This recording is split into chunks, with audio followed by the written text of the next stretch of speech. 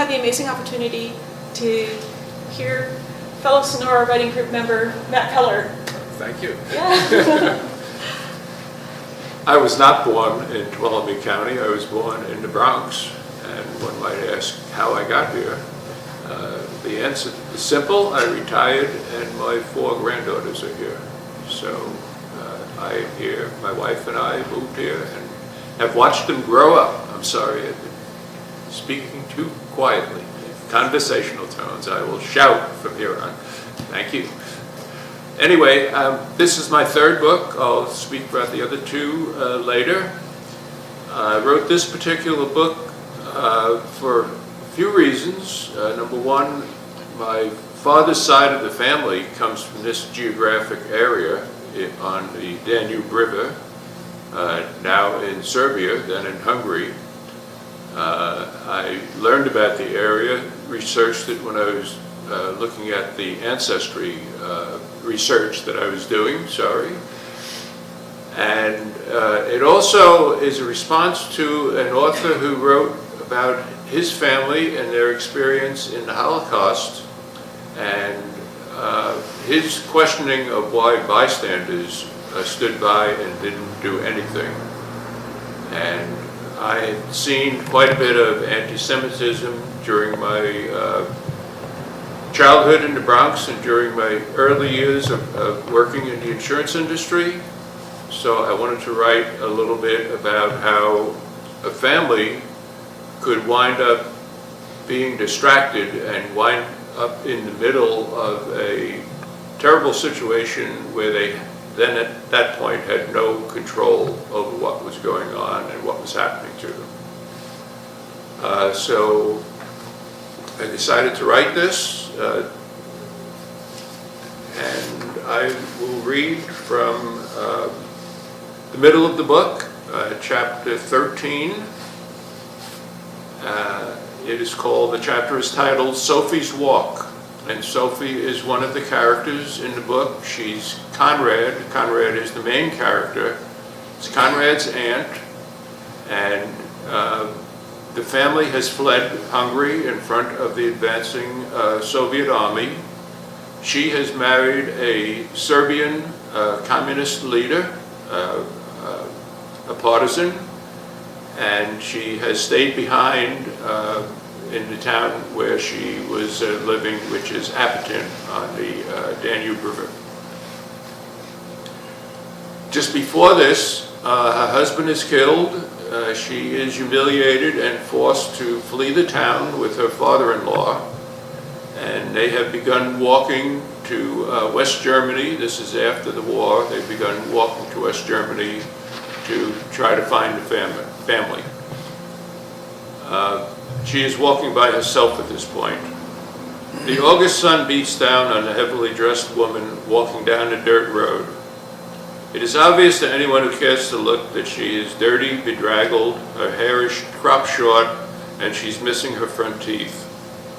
She swings a long stick from side to side as she walks. It does not allow anyone to get near. She mumbles to herself in a loud voice. Then she stops and yells, "Where are my boys? Do you know my boys? Ludwig and Philip are their names. Do you know me?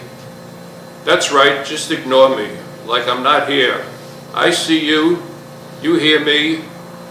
Another one with no words. How rude all of you are. Some distance on, she repeats herself. Her journey has started with her husband's assassination and then her beating and humiliation. She and Matthias, her brother-in-law, fled across the Danube River and then into the Sava River Valley. Following that valley, they went through Zabgrad, Ljubljana, and Beriska. North of Beriska, as they approached the Dava River, 2 men tried to rape her. Matthias fought and hit one of them over the head with a rock, and then the other stabbed him, and that cost him his life. He just fell by the side of the road and couldn't get up. He died 2 hours later, just bled out. His last act was to give her the letter to his children. At the little town of Village, Austria, she got help to carry him to the nearest church. The village priest agreed to put her in an unmarked grave within the church's cemetery. That was mostly just to get rid of the crazy woman who wouldn't leave until he agreed to bury the stranger. As he gave his blessing, she was the only one at the graveside. 2 pines at the front of the church moaned in the wind. After his burial, she followed the Dava up to its tributaries and then from there across the Alps. Fortunate for her, her crossing was during July. At the castle at Hirschberg, from where Teresa's last letter, Teresa is one of the children that she's looking for, her niece, the last letter had been posted. Sophie was told, "Move on, you dirty scarecrow. No one wants you around here. Look for your family in Weldheim, in the Oberbayern. That's where the whole bunch of those Hungarian Swabins have gone. You and your family are not welcome here. Now move along." The letter had finally come through just before Joseph was shot and killed. It contained the news that at least her son Ludwig was alive. She would not rest now until she was with him again. That was all that gave her the will to continue walking. She had covered over 900 kilometers. She continued on, one foot after the other, and finally reached the locked gate at the villa. The MPs were gone now that Horthy's testimony at Nuremberg was complete. The contractors who had taken over, the contractors had taken over. She yelled at the villa and kept yelling, "Where are my boys? Do you know my boys, Ludwig and Philip? Do you know me? Will anyone answer me?" Stefan is one of the main characters and a nephew of hers, came to the gate. "You can't just keep standing there yelling." He looked for the second time and realized who it was. "Aunt Sophie, it's you. What have they done to you? Come in and let me help you." "Do you know me? Are my boys here? Please tell me." "Yes, I know you, Aunt Sophie. I'm Stefan. Look closely at me. Take your time. Do you recognize me now? We will take care of you. You're home now. You're with your family." He took her into her arms and held her close.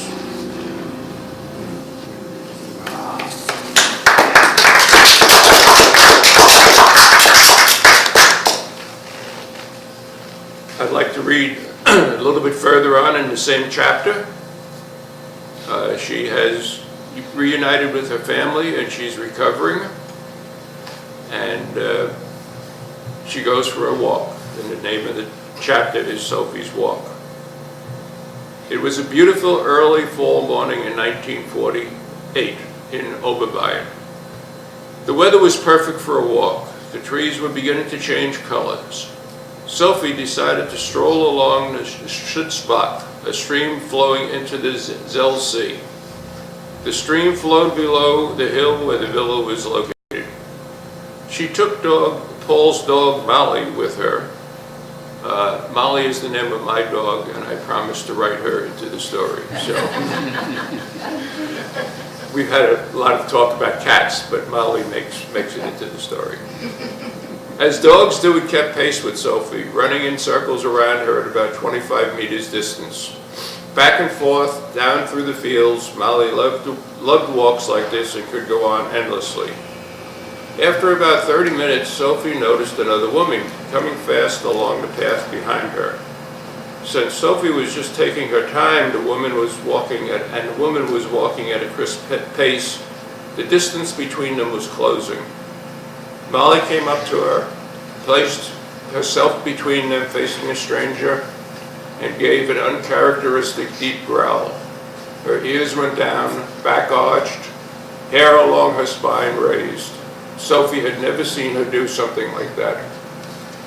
"You don't like that lady, do you? That's strange. You always loved the women. And Paul and Stefan told me to pay attention to you. Let's just cut across the field and back up to the villa. We'll see what she does." As Sophie left the trail and began to climb on a straight line toward the villa, the strangers started to cut across on an angle that would intercept them. As the woman began to run, Sophie's legs were in good shape from all her walking. She knew that she was in trouble and began to sprint up the hill.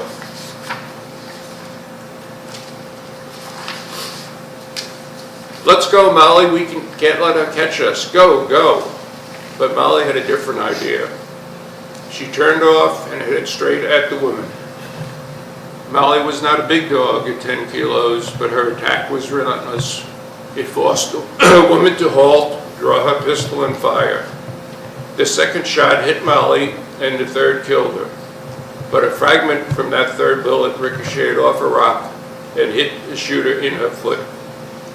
Meanwhile, Sophie was putting enough distance between them that even an expert couldn't hope to hit her with a pistol shot. As she continued running, Sophie saw a car pull up at the villa's front gate, and two men simultaneously get out of the rear doors. She stopped, unsure what to do next. It was then that Sophie saw Stefan step out from behind the wall at the front gate. She saw he was holding a double-barrel shotgun. The men were at the rear of the car looking at her. Stefan said something to them that Sophie couldn't make out. They turned toward him and started to draw their guns. It was the last thing they ever did. The car roared away. The woman began to limp away across the field towards the trail. Stefan hurriedly went inside and returned with the scoped T-20E2, an experimental rifle used by the CIA. He chambered a bullet, took careful aim down the slope, and dropped the woman at 250 meters with the first shot. He's a war hero and is now working with the CIA on a contract basis. Due to the cessation of the war, only 100 of these rifles had been produced by the Americans. They were intended for the invasion of Japan, which was never necessary. The CIA wanted to evaluate them in the field in addition to the proving ground. And they were supplying them to a few experts around the world. Sophie ran past the two bodies and into the villa. She called Conrad. "Conrad, come. Stefan needs your help." He was in the shower when the two shotgun blasts went off and was just dressed and starting down the stairs. He and Stefan dragged the two bodies out of sight. They were both carrying Soviet-made pistols, powerful weapons capable of penetrating soft body armor and able to withstand tremendous abuse. The Russians and their allied armies and police forces used them so extensively that they revealed nothing about the affiliation of these two men. When they went down to the woman, Conrad recognized her immediately. Comrade Heidi lay dead 25 meters away from Molly. "This is Comrade Heidi that I've been telling you about. She tried again, but this time perhaps to kill or kidnap Sophie in a way to get at me. We'll never know exactly what she had planned." Conrad had escaped from Berlin by running across through Checkpoint Charlie, and Comrade Heidi had managed to put a bullet into his leg. Stefan checked her gun and found that it was a suppressed Soviet-made revolver. Suppressed meaning that it had what is commonly called a silencer. Its barrels was cut down to aid in concealment. Stefan said this is an assassin's weapon. It is commonly used by the NKVD, so he kept it for his own collection. They carried the woman and Molly back up the hill. Stefan called Sophie and had her look at the dead woman's face. "Do you know her? There has to be some reason why she would take this kind of risk in order to kill you. Look closely at her face and see if you have any recollection." Sophie looked and thought for a few minutes. "You know, she does look familiar. I've seen her somewhere before. I'm good at this. I'll get it. Just don't force it. You'll remember better if you just let it come naturally." Then Sophie remembered. It was at the inn in Appleton. She had been with the partisans when they captured the town in 1944.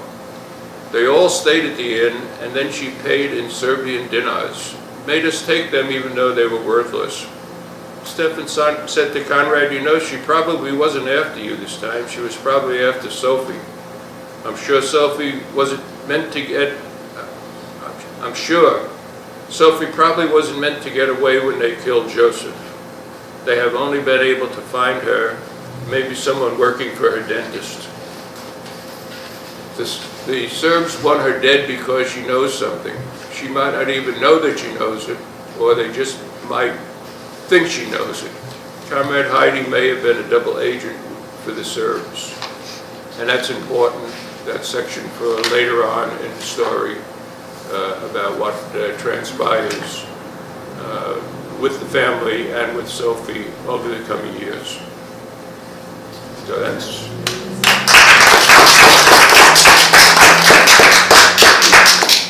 And my book is available on Amazon and Kindle. I have an author's Amazon site. I have a QR code. Anyone can take a picture of it and access the site using the QR code. And my first two books, my science fiction book, Second Blossoming, about the history of the human race, and then a book that I published, my father's autobiography, called A Badge, number 1843 NYPD. He was a New York City police officer, a street cop in Harlem, East Harlem, way back when, 80 years ago. So, that's me. Thank you. Okay. Good job. And I want to thank you all for coming this evening. We have plenty of food, we have coffee, we have juice. So please stick around, ask questions, purchase these lovely books. And we are the Sonora Writers Group. We meet on the second Saturday of every month at 10:30 at the Senior Center. And everyone is welcome to come and join us and check us out. Thank you.